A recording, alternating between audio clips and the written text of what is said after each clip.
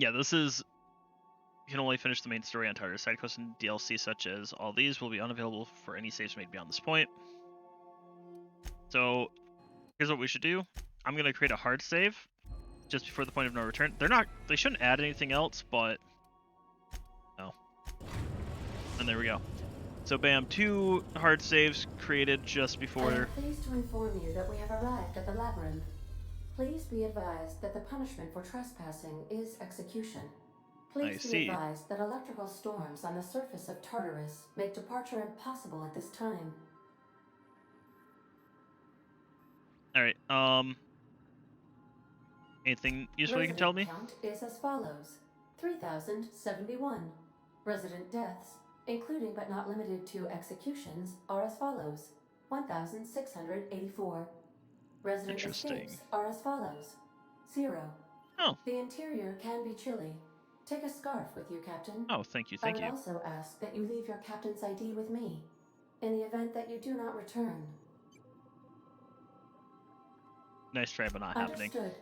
If you die or are incarcerated for life, I can generate a new ID for the next captain. Yes. I would prefer if you return, though. Oh, speak of the devil. Captain, I am receiving a transmission from the prison's docking authority now. I see. Attention, unauthorized spacecraft. This is a maximum security installation. Your presence here is an explicit violation of UDL corporate policy. You are hereby confined to your docking platform until a ticket detailing your crimes has been filed and notarized, at which point your vessel will be seized and you will be executed. Ah.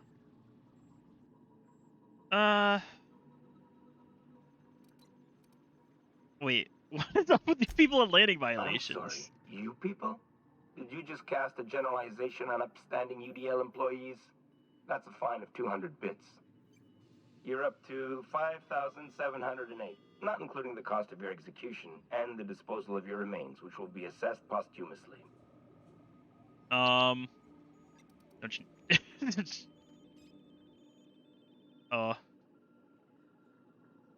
I love it. You all... Don't... We're gonna intimidate him. What? Oh, yes, ma'am. Right away, ma'am. I just couldn't see you clearly before. Screen's on the fritz. Damn thing. But for the record, now that I hear you, I totally recognize you. Totally. You're, you, of course. Obviously. Mm-hmm. Anyway, Tartarus Docking Authority signing up. Hang on. Another ship just pulled into your dock.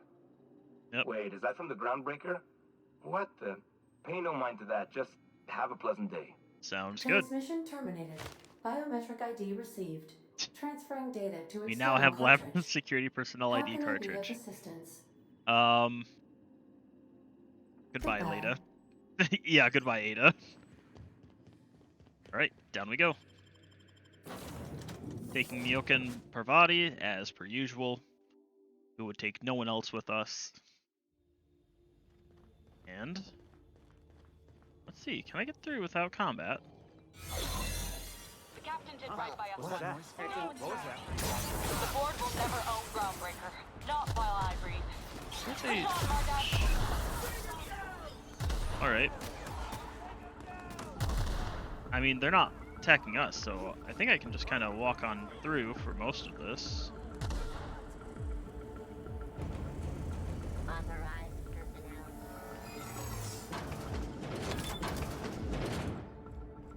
Right?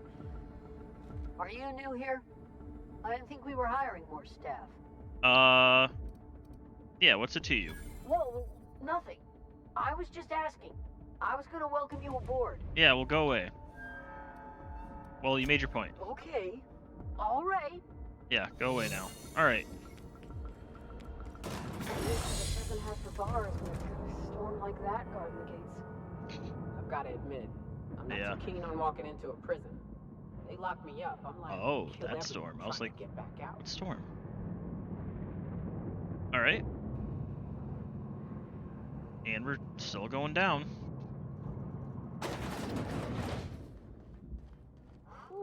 Whew. We have a lot of shooting to do. Oh, don't worry too much about it.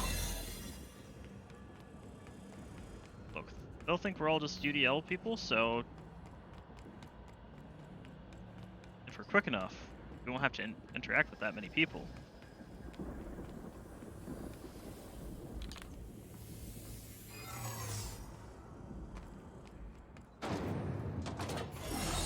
Aha!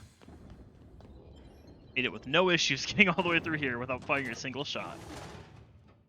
This breaking out Phineas is going pretty good, so we need to get...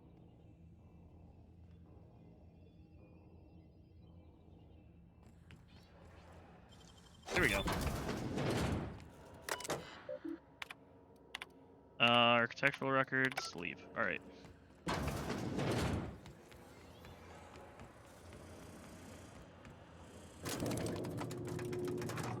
Take this up. I mean, the fact that we still haven't had to worry about anything yet.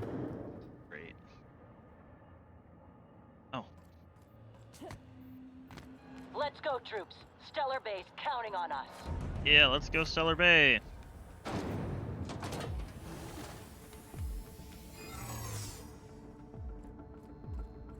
Yeah, at this point we will be detected.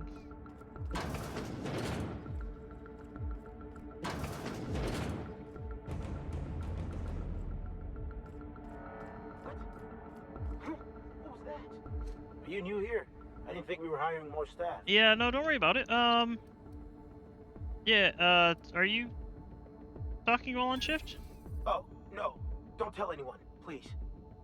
Tell the commander that. Just don't do it again. Thank you. Alright. Here we go. Terminal. Unseal door. Well, look who it is. Oh, hi. I'll be damned. I was prepping the studio for our announcement, and here you are as a bonus. How do you know who I am? I had heard you'd taken a mechanic under your wing. What's the matter, girl? Couldn't find actual employment? The captain's treated me right. Can I kill this Better guy? than any of you bored Like folk now? ever have. I'm exactly where I want to be. Ah, I knew I smelled Monarch when you lot walked in. The stench of sulfur, depression, and desperate bravado is unmistakable. Wow. Keep talking, and you'll be smelling iron. Ain't nobody so important I won't put a bullet in. Haha, let's When go, you go Nyoka. off and get yourself shot, try to avoid taking one to the face. I'll want it recognizable to show to my citizens. I see. So what's the announcement? Haven't you heard? Phineas is working for us now. What? No way. It took some doing, but employing an efficient management strategy of putting our guns to his head seems to have done the trick. Please, Phineas would rather die than turn Yes, corporate. Come on. He is an extraordinarily obstinate fellow, isn't he? Fine, he isn't working for us per se. Semantics, he'll come around. But that's between us. As far as my adoring citizens will know, we've turned a dangerous crackpot into a working-class man. It's a miracle. You know he's... Look, it's not that... I It's feel like that's a PR. lie. It's for the best, really. Believe me, the good people of Byzantium don't want to know what goes on here. I know Halcyon's in rough shape, but riots are the last thing anybody needs right now. Let me ask you something, Captain. Have you at any point thought about not fucking up our entire society? We're helping, which is more I was than about you to say, can say. I'm making actual We're working under the progress idea towards of, hey, stabilization and we're recovery. doing fine. You're just getting in the way.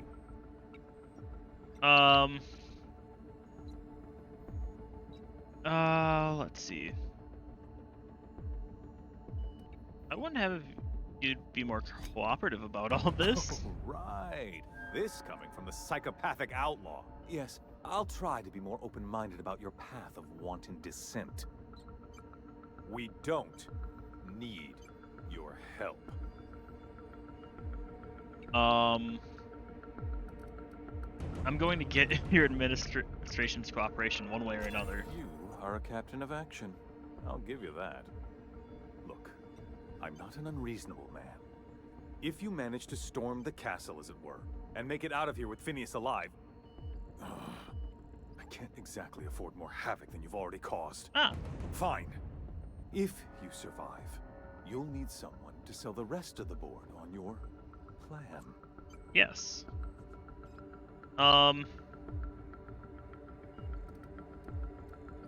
Yeah. Yeah, you will, otherwise you're dead. Just remember that.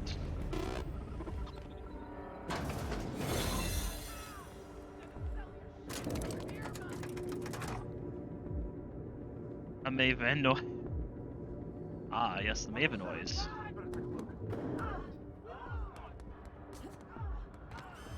All right, MSI.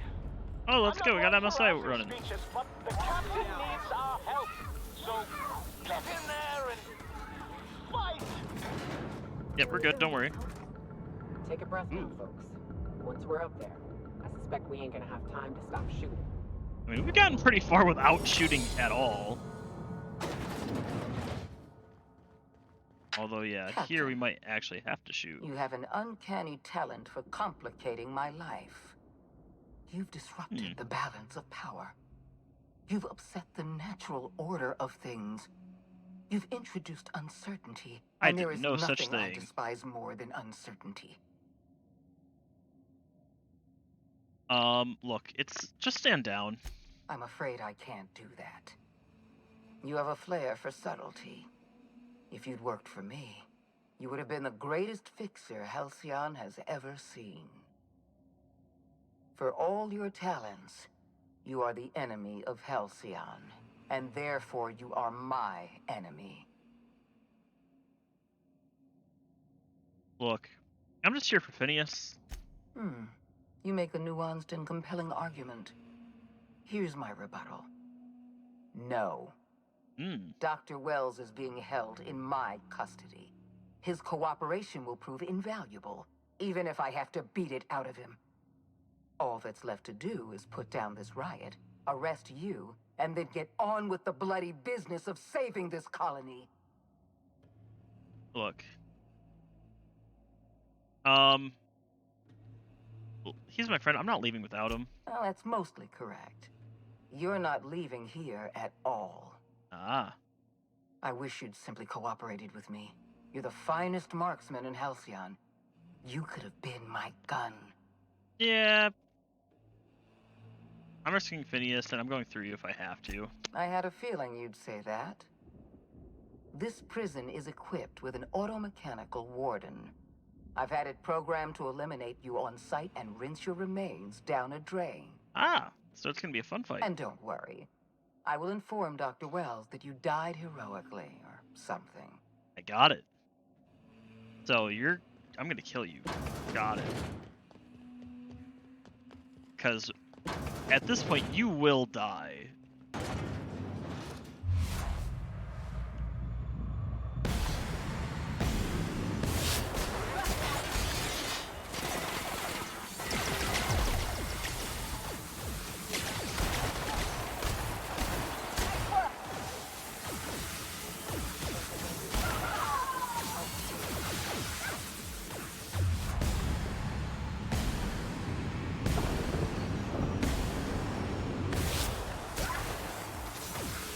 Like, we literally almost have all of these things down.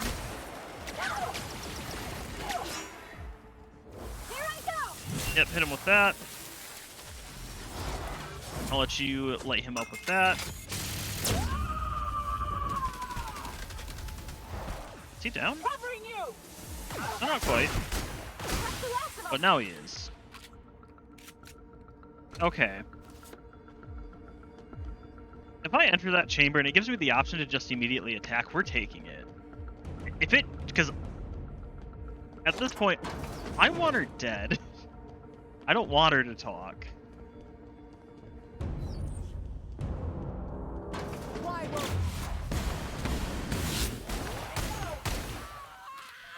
Okay, we're good. We're good. There we go. I'm glad she didn't try to talk. All right. Let's get Wells out of here. You don't know how glad I am to see you. Oh no, I probably You did don't. the right thing.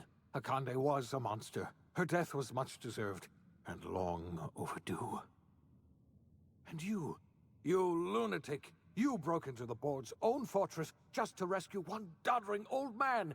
You are absolutely out of your mind, and I can't begin to thank you enough. All right. Look, they never stood a chance against me. All in a day's work for you, huh? You've broken the board's stranglehold on this colony, and you saved my life. But there's still so much we have yet to accomplish. You and I are going to have to work harder than ever to save Halcyon. I'm afraid the situation is far worse than any of us ever anticipated. All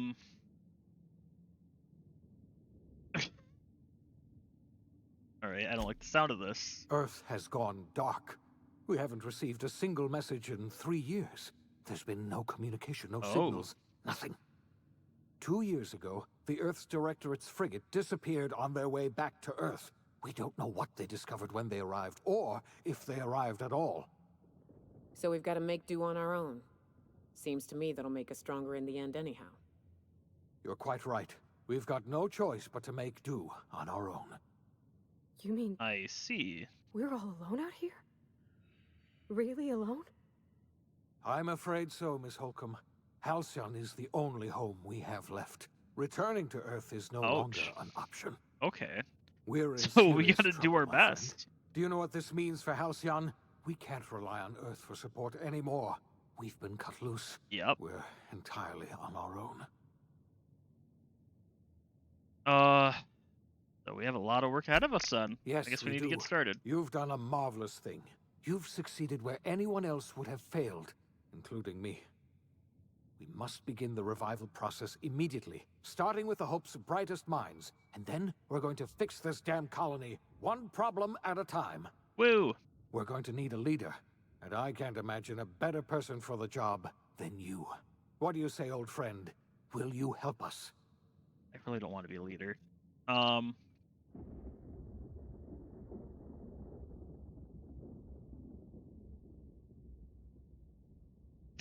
going to do what I've always done, whatever I want all the time. You've certainly earned your freedom. Halcyon is a better place with you around. It's also a... You've kept your end of our bargain. It's Now also it's a time more I kept mine. dead place. I'll revive the Hope's colonists myself, and we'll get on with the business of saving this colony. You're the best thing to ever happen to Halcyon. If you want to take it upon yourself to lead this colony, you have my support. Oh, God. We're not a colony any longer, are we? Our last connection to Earth has been severed. And Yes, so it has. we have been set free. Our future is uncertain, and no one knows what tomorrow holds. Exciting, isn't it? It's something. The OSI teaches that everything in the universe happens according to the grand plan. Same thing as But the previous stranger that Fallout arrived games. in Halcyon I think was 3 an in New Vegas. unplanned variable.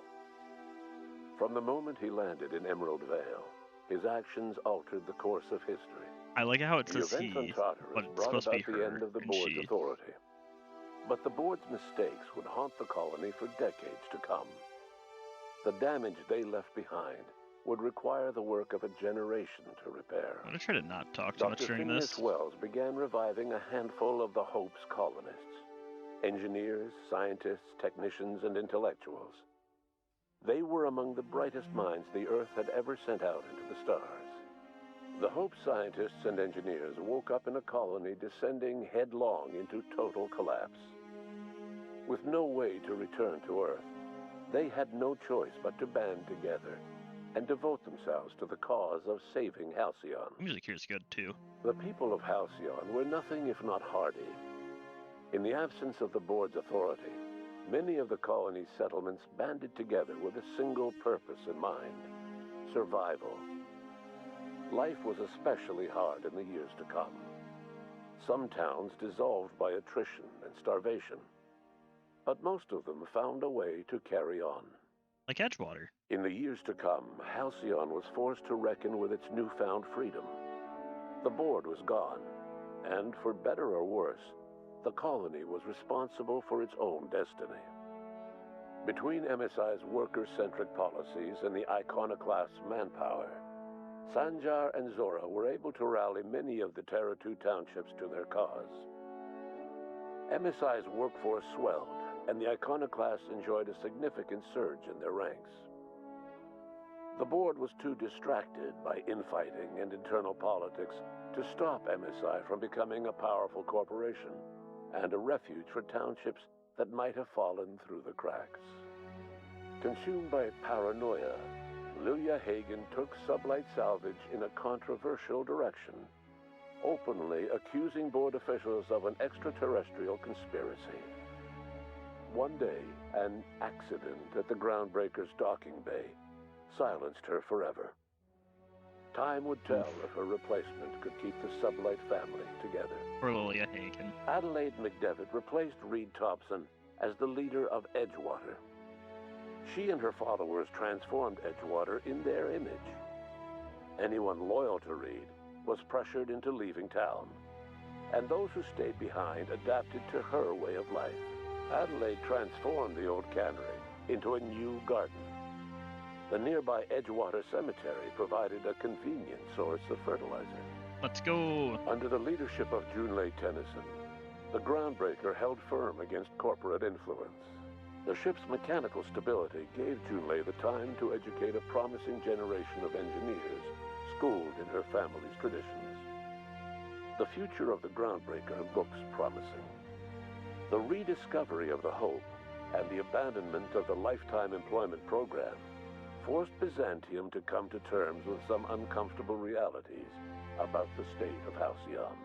While Byzantines were reluctant to surrender the luxuries they'd grown accustomed to, the board's diminished authority gave them little choice in the matter. Nearly everyone had to learn to make do with less.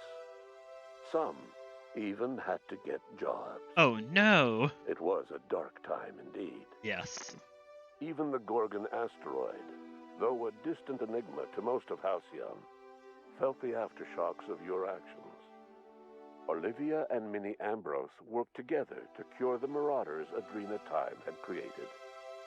Through their partnership as scientist and administrator, they discovered the harmony that had eluded them as mother and daughter. And through years of patience and effort, they discovered the means to wean Halcyon from the scourge of Adrena Time. Let's go! Their work eventually allowed Wells and his scientists to treat many of Halcyon's marauders. As their addiction waned, the colonists who had lived for so long under the thrall of Adrena Time returned to their communities and loved ones, and joined in the effort to save Halcyon. Woo! In spite of everything, the Gorgon asteroid remained a sobering reminder of the potential for progress and disaster in humanity's most ambitious efforts. The Rizzo's company in Halcyon dissolved after the collapse of the board. Needless to say, the launch of Spectrum Brown was indefinitely delayed. A stockpile of Spectrum Brown remains buried deep beneath the ruins of the old distillery, Oh, 90%'s not abandoned bad. to time and attrition. Ruth Bellamy never forgot the words you said to her. She coped with Belinda's death by committing to live in a way that would make her sister proud.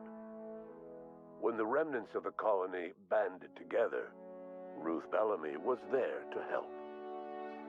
She devoted her remaining years and resources to saving the colony. Years later, when the worst of the crisis had passed, Aetherways returned to Halcyon's culture. An aging Ruth Bellamy tried her hand at directing. Her first Aetherwave drama was dedicated to the memory of Belinda Bellamy and to her old friend, Captain of the Unreliable. We try to always call ourselves did Alex not mean the dissolution of the ambitions of Cedric Kincannon, the charismatic leader of Sublight Underground. Cedric offered Slug's transportation services to the newly thawed colonists and set to work ferrying resources and food wherever they were most needed. For better or worse, Slug headgear became fashionable in the following years. As the board began to disintegrate, Spencer Woolrich found himself at a crossroads. Cling to what little stardom remained to him, or help usher Halcyon into its new future. To the surprise of many, Perhaps himself most of all, Spencer chose the latter option. Having learned a variety of different skills in the many different roles played throughout his lengthy career, Spencer founded a radio serial dedicated to staying alive despite the odds. His subjects included how to survive violent encounters with only grazing wounds. I didn't realize how long this would be. Pithy one-liners for tense scenarios. And, of course, how to look good doing both.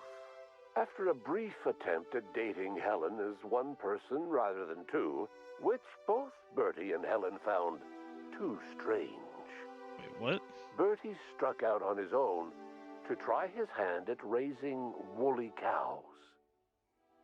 Many of his former Rangers teammates soon followed, accompanied by the woolly cow the team had originally plied with alcohol. The dairy farm thrived under Bertie's leadership and care.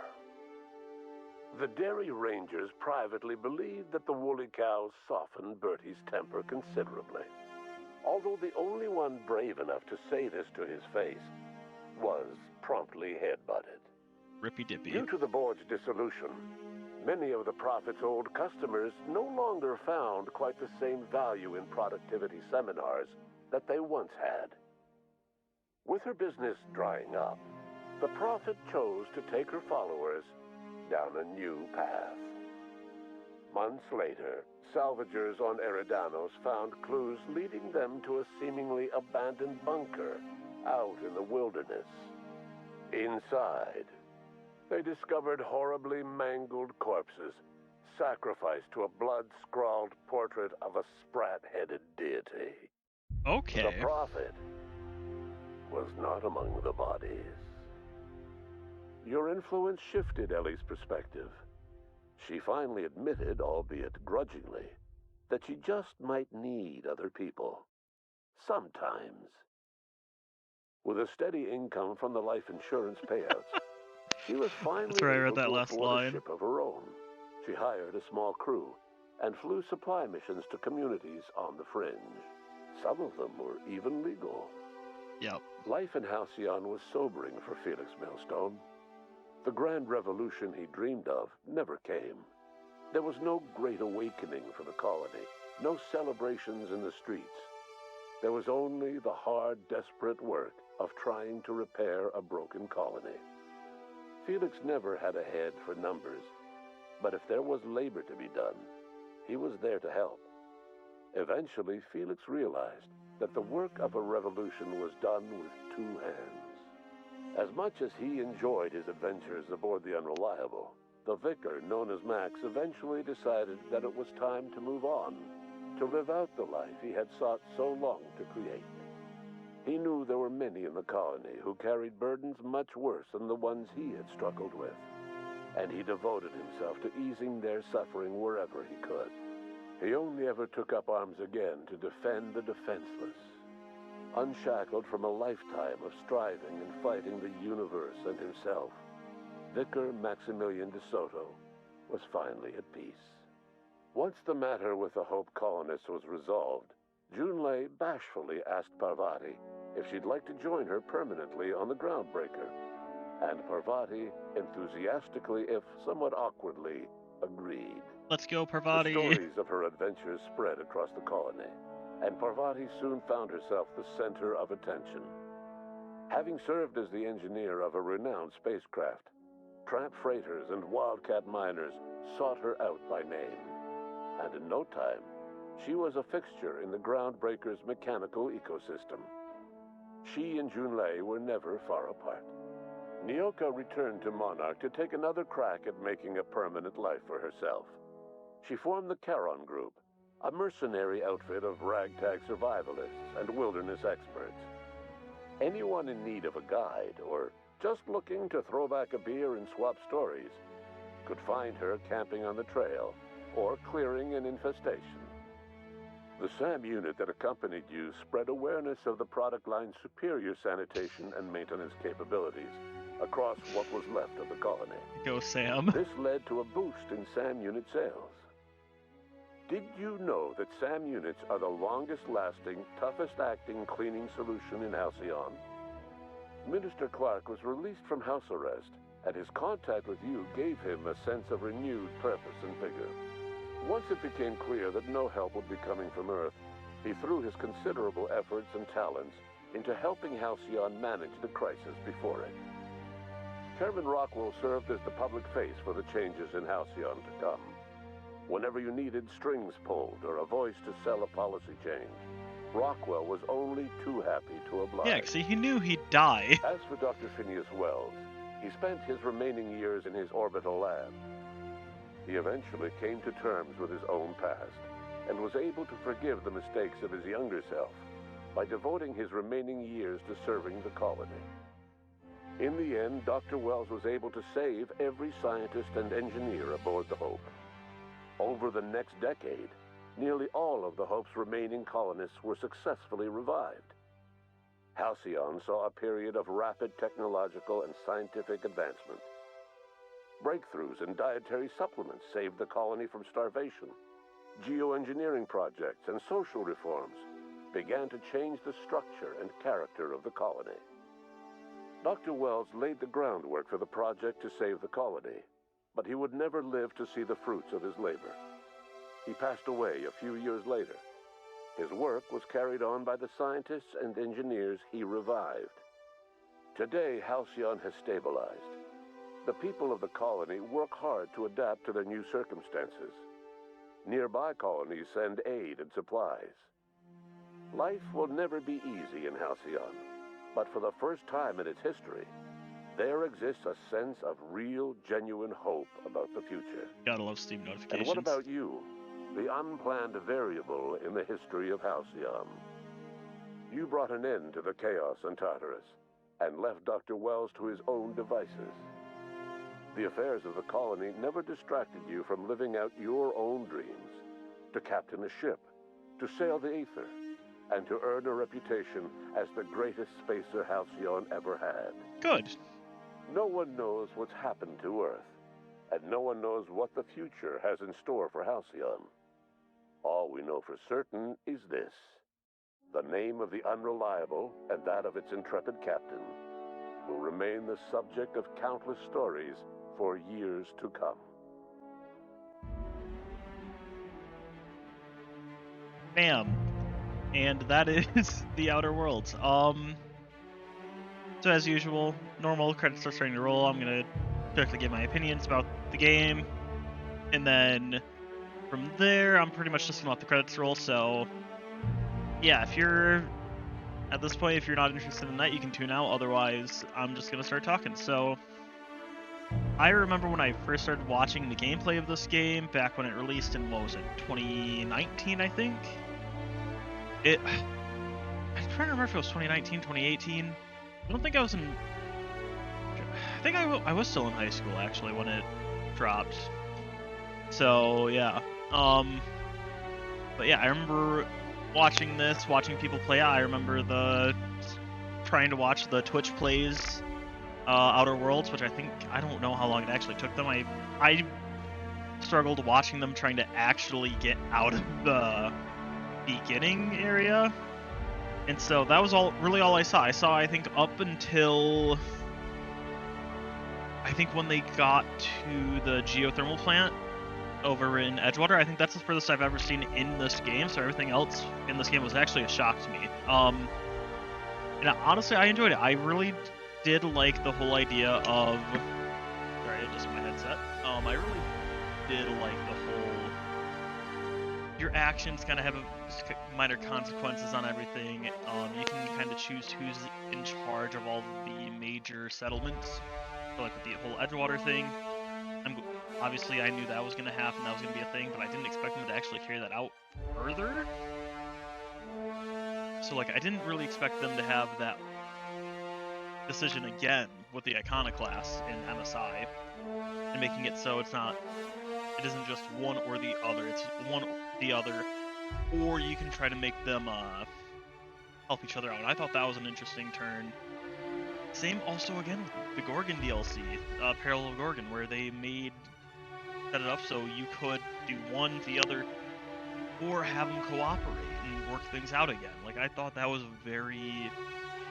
That's something I'm not used to seeing in games like this. Yeah, I guess Bethesda really kind of ruined things for me in that regard. I love Bethesda, but that's not something that they do much anymore. Like, maybe in old school Morrowind where your choices mattered. Even a little bit in Oblivion, but Oblivion, your choices didn't matter too much. Like in Skyrim, they don't matter almost at all. Aside from like small little quest rewards, but that's it. Sorry, I was looking at that. But yeah, aside from that, hey Ashley Birch, thank you for voicing her body. I just saw that scrolling through. But no, like I had fun with the game. I didn't care for the perk system. I didn't utilize the flaw system, because the one that I probably would have picked up had I known it wasn't going to show back up, probably would have been Farsighted, just because I was mainly a sniper, and that would have been something interesting to have done. I mean, in general, the whole story is like kind of generic in the regard of it's hyper-capitalism bad, and freedom and all, and like freedom good and all that. Which, I mean, to a point, yes. And anything in extreme amounts is bad. But like, it's a pretty similar thing that we see repeatedly. I don't know, like, a lot of the themes are very heavily played on, which isn't a bad thing. It makes it easy to follow. It makes it not a mess, which can happen if like you do something kind of very out of the way. I'm kind of rambling. No, in terms of gameplay, I didn't do a lot of stealth. I didn't have fun with the stealth too much in the game. I know at one point I started over leveling. The level cap being at 36 is probably the biggest like bad thing about it, because I hit 36, I think, just as I reached Gorgon, and that was doing all the side quests. I wasn't intentionally grinding out at levels or anything. I was just playing the game. So like, by the time you reach that level, if you're intentionally doing everything, you're gonna hit the level cap very early. And then, as you saw, I reached the extended level cap that someone else gave me using a mod that came out only like back in August, I think. Like, even that, I hit that level cap before, I think, like, just as I was getting ready to, just step foot on the Hope or something. Like, that's not a good thing, hitting the level cap in your game well before you're actually ready to finish the game. I feel like that's something that I hope they improve on more. The leveling system, they have the respec system, but I also kind of hit or miss on like your starting stats can't be changed. So like, I did a huge jump into, I think it was intelligence and perception, or it was like intelligence, dex, perception. I did a little mix of the three, I think, or something. But because I did that, I completely missed out on all of the minus intelligence dialogue options, which I've heard are actually very funny. But I couldn't go back and, I couldn't go respec my character to make sure I picked up that trait or something and experience the game through that. So it's one of those things where it's like, some of those early choices really do matter, and like little touches for your character, but like how you distribute your skill points and everything doesn't matter. Your perk points don't matter. Again, with the perks, I feel like if you're really focusing on a build that's set up fine, I know at the end I was just literally sitting there going through and like, sure, we'll pick up this one, why not? Yeah, you don't want to go through and be like, just at the end have every single perk available. It's not that point it's kind of a waste. It's a weird thing, but I didn't see it as I knew what to pick. That's kind of thing. Like I came in with a rough build in mind. I was thinking, oh, stealth, but I didn't actually play it out. I've talked so long. We're on the Peril of Gorgon credits. Jeez. But yeah, I didn't go in with a build in mind, and so I guess to me it felt like there wasn't a whole lot to do for builds. It was yeah, no, hi Angry, I finished the game, credits are rolling, I'm kind of rambling right now. But no, like, I didn't go in with a build in mind, I didn't care too much for build plans, I didn't feel like there was a necessary need for builds.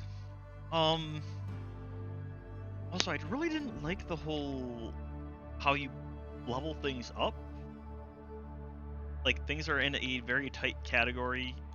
You dump your points into it up to level 50, and then from 50, you have to deposit individual points into those like, regroup things, into those skills within that, then individually. It felt weird to me.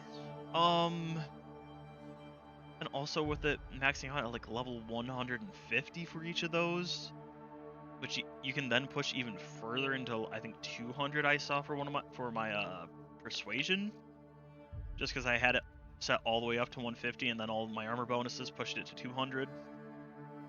It was something that felt weird, but yeah, builds are kind of a weird thing in this game. There are probably guides when the level cap, the official level cap, is an issue, where you really do actually want to follow like a nice, good setup build. But going into the finale at level 60, using the mod made it kind of easy. I wasn't too worried about actual build structure aside from, oh, I like this rifle, I'm using this rifle to end. I also had issues getting, I don't know if many people noticed, having issues getting higher level gear. I wasn't getting a whole lot of, great, I'm now into the murder of Eridanos. Jeez. But like getting higher level gear and stuff, I think we got, one thing to drop at 32. Almost everything else was dropping at like 26, 28. None of it was like close to level cap, I felt like. So that was kind of disappointing. I don't know if there was like if that is then therefore to be like, oh no, you need to grind out to get all this good gear, but then what's the point in grinding to get the good gear when the level cap is 36? It seemed like a very weirdly structured thing to me that I didn't care too much for, but I guess that's how it is. And then again, because Angry's here, them eyes looking like diamonds. I noticed that, I think, in like very early on in the game, and I didn't say anything until, gosh, who knows how long ago it was in terms of how this is releasing, but back when I was like in Eridanos doing the orchard was when I pointed out these eyes are rectangular. Yes. You know what I'm talking about though, Angry? Like those eyes are diamond shaped. Like it's a weird, when you notice it, you can't unnotice it. So I went through the entire game looking at it like, these eyes don't make sense. These eyes are weird. They're weird. This is like Uncanny Valley kind of weird. It kind of throws you off, but you get used to it after a time. Just like, yeah, I'm just gonna have to assume that the eyes are supposed to be diamond shaped. That's some weird mutation. Blah blah blah blah blah. But like that was a weird thing that I noticed, and I'm like, okay, whatever. And then I guess real quick DLC summary. I guess quest summary. A lot of the base game quests were fun. They were short, but not very memorable. I liked Peril of Gorgon a lot more. Probably the best part of the game in my opinion. I didn't care for Eridanos personally. Gorgon, I just felt I liked the area a bit more. It was more interesting. A lot of the quests, the areas, the whole llama quest was fun and interesting. Running around was weird, trying to get all of the logs. I remember doing that. That was fun. A little bit of a pain, but whatever. Getting all the codes, all that. Eridanos, yeah, Gorgon to me was probably the better zone. Eridanos, while it had more to it, and I liked some of the atmospheres of some of the areas better, and the coloration of when you were looking around, like the coloration of the zone was better, but it didn't hit as well with me. I'm not a big fan of the whole murder mystery setup. It's like, because to me it's like, oh, murder mystery, it's very tongue-in-cheek, ha ha ha. It's not, it doesn't come off as like original to me. I don't know, like, that's just me with murder mysteries. I don't care for that whole setup as a premise. I feel like it just gets overplayed a lot in games, especially in like RPGs and whatnot. It's like, no, I don't care. But like some of the quests, kind of forgetful. I mean, some of them were, and again, like this game relies a lot on comedy. I don't think I've talked about that earlier. A lot of like weird tongue-in-cheek dark comedy to keep itself afloat, because it's not almost more tongue-in-cheek than Fallout New Vegas is, and Fallout New Vegas has some comedy kind of written into it. And we're getting to the end of the credits. Geez, I talked way too long. No, I like the comedy and all that. And honestly, I would, if you want to play this game, see the other endings, I highly recommend picking it up. It's a fun game if you're interested in it. So with that, I'm gonna call it there. Thank you guys so much for watching. I hope you enjoyed. I'll see you all next time. Later.